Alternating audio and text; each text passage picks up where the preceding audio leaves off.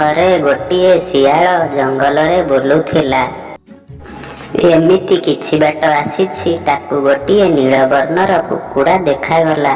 ନୀଳବର୍ଣ୍ଣର କୁକୁଡ଼ାକୁ ଦେଖି ଶିଆଳ କହିଲା, ଆରେ ଇଏ କୋଉ ଅଦ୍ଭୁତ ପ୍ରକାରର କୁକୁଡ଼ା, ୟା ରଙ୍ଗ କଣ ଏମିତି?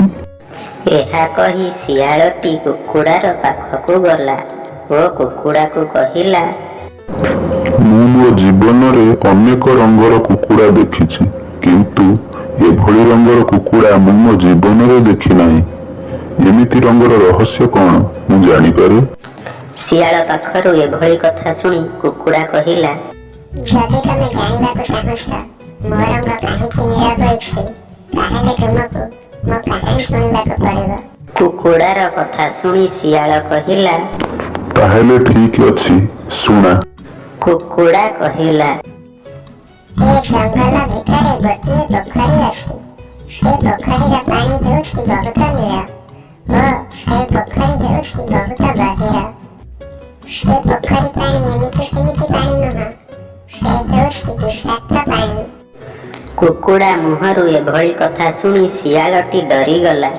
ଡରିଯାଇ କହିଲା, ସେ ପୋଖରୀର ପାଣି ବିଷାକ୍ତ କେମିତି ହେଲା?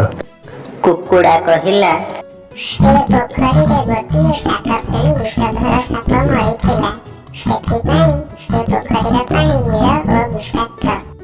କୁକୁଡ଼ାର କଥା ଶୁଣି ଶିଆଳ କହିଲା, ଆଚ୍ଛା, ସେ ପୋଖରୀର ପାଣି ଯଦି ଏତେ ବିଷାକ୍ତ, ତାହେଲେ ତମର କିଛି ହେଲାନି କେମିତି? ଶିଆଳ ମୁହଁରୁ ଏଭଳି କଥା ଶୁଣି କୁକୁଡ଼ା କହିଲା, ସେ ପୋଖରୀରେ ଗୋଟିଏ ରହସ୍ୟ ଅଛି। ସେ ପୋଖରୀର ପାଣି ଦିନ ବେଳା ବିଷାକ୍ତ ଥାଏ ଓ ରାତି ବେଳା ସେଥିରେ ବିଷ ନଥାଏ। କୁକୁଡ଼ାର କଥା ଶୁଣି ଶିଆଳ କହିଲା, ଚାଲ, ମତେ ସେ ପୋଖରୀ ପାଖକୁ ନେଇ ଚାଲ। ଏହା କହି ଦୁହେଁ ପୋଖରୀ ପାଖକୁ ଗଲେ ଓ ପୋଖରୀ ପାଖରେ ପହଞ୍ଚି ଗଲେ। ପୋଖରୀକୁ ଦେଖି ଶିଆଳ କହିଲା, ମୁଁ ଏ ପୋଖରୀରେ ବୁଡ଼ ଦେବାକୁ ଚାହୁଁଛି ଓ ତୁମ ପରି ନୀଳ ହେବାକୁ ଚାହୁଁଛି। ଶିଆଳର କଥା ଶୁଣି କୁକୁଡ଼ା କହିଲା, ଯଦି ତୁମେ ମୋ ପରି ନୀଳ ହେବାକୁ ଚାହୁଁଛ, ତାହେଲେ ରାତିରେ ଆସି ପୋଖରୀରେ ତୁମକୁ ବୁଡ଼ ଦେବାକୁ ପଡ଼ିବ। ଏହା କହି ଦୁହେଁ ପୋଖରୀ ପାଖରୁ ଚାଲିଗଲେ। ଚାହୁଁ ଚାହୁଁ ରାତି ହୋଇଗଲା। ଯେମିତି ରାତି ହୋଇଛି, ଶିଆଳ ସେ ପୋଖରୀ ପାଖକୁ ଗଲା ଓ ପୋଖରୀରେ ବୁଡ଼ ଦେଲା। ଯେମିତି ପୋଖରୀରେ ବୁଡ଼ ଦେଇଛି, ସେ ପୋଖରୀରୁ ଗୋଟିଏ କୁମ୍ଭୀର ବାହାରିଲା। କୁମ୍ଭୀରକୁ ଦେଖି ଶିଆଳ ଡରିଗଲା। ଡରିଯାଇ କହିଲା, କୁମ୍ଭୀର ଭାଇ, ପ୍ଲିଜ ମତେ ଛାଡ଼ି ଦିଅ, ମତେ ଖାଅନି।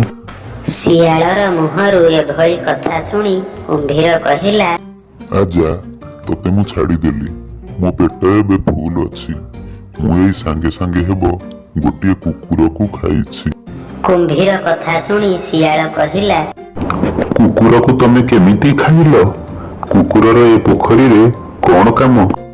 ଶିଆଳ କଥା ଶୁଣି କୁମ୍ଭୀର କହିଲା, ଯେମିତି ତୋର ଏ ପୋଖରୀରେ କାମ ଅଛି, ତୋ ରଙ୍ଗକୁ ନୀଳ କରିବୁ ବୋଲି ଏଠିକି ଆସିଛୁ, ସେମିତି କୁକୁର ତାର ରଙ୍ଗ ନୀଳ କରିବାକୁ ଏ ପୋଖରୀକୁ ଆସିଥିଲା। ମୁଁ ତାକୁ ଖାଇଦେଲି। କୁମ୍ଭୀରର ଏଭଳି କଥା ଶୁଣି ଶିଆଳ କହିଲା, ମୁଁ ଏ ପୋଖରୀରେ ବୁଡ଼ ଦେଲି, କାଇଁ ମୋ ରଙ୍ଗ ତ ନୀଳ ହେଲାନି? ଶିଆଳ କଥା ଶୁଣି କୁମ୍ଭୀର କହିଲା, ଏ ପୋଖରୀ ପାଣିର ରଙ୍ଗ ସିନା ନୀଳ, କିନ୍ତୁ ଏ ପୋଖରୀରେ ବୁଡ଼ ଦେଲେ କେହି ନୀଳ ହୁଅନ୍ତିନି, କାହିଁକି ନା ଏ ହେଉଛି ପାଣି, ଏ କୌଣସି ରଙ୍ଗ ନୁହଁ। କୁମ୍ଭୀରର ଏଭଳି କଥା ଶୁଣି ଶିଆଳ କହିଲା, ତାହେଲେ କୁକୁଡ଼ା ମତେ ମିଛ କହିଲା, ହେଲେ କଣ ପାଇଁ? ଶିଆଳର କଥା ଶୁଣି କୁମ୍ଭୀର କହିଲା, ତୁ ଯେମିତି ଥରେ ନୀଳ ହୋଇକି ଜଙ୍ଗଲରେ ଥିବା ସବୁ ପଶୁପକ୍ଷୀମାନଙ୍କୁ ବୋକା ବନେଇଥିଲୁ, ସେମିତି ସେ ତତେ ଆଜି ବୋକା ବନେଇଦେଲା ଆଉ। ତ ସାଙ୍ଗମାନେ, ଆଜିର ଗପଟି ଆପଣମାନଙ୍କୁ କେମିତି ଲାଗିଲା କମେଣ୍ଟ ମାଧ୍ୟମରେ ନିହାତି ଜଣେଇବେ। ଚ୍ୟାନେଲରେ ନୂଆ ଥିଲେ ଚ୍ୟାନେଲକୁ ସବସ୍କ୍ରାଇବ୍ କରିବାକୁ ଜମା ବି ଭୁଲିବେ ନାହିଁ। ଏ ଗପଟିକୁ ଆପଣମାନଙ୍କ ସାଙ୍ଗମାନଙ୍କ ସହିତ ବହୁତ ମାତ୍ରାରେ ସେୟାର କରିବେ। ଧନ୍ୟବାଦ।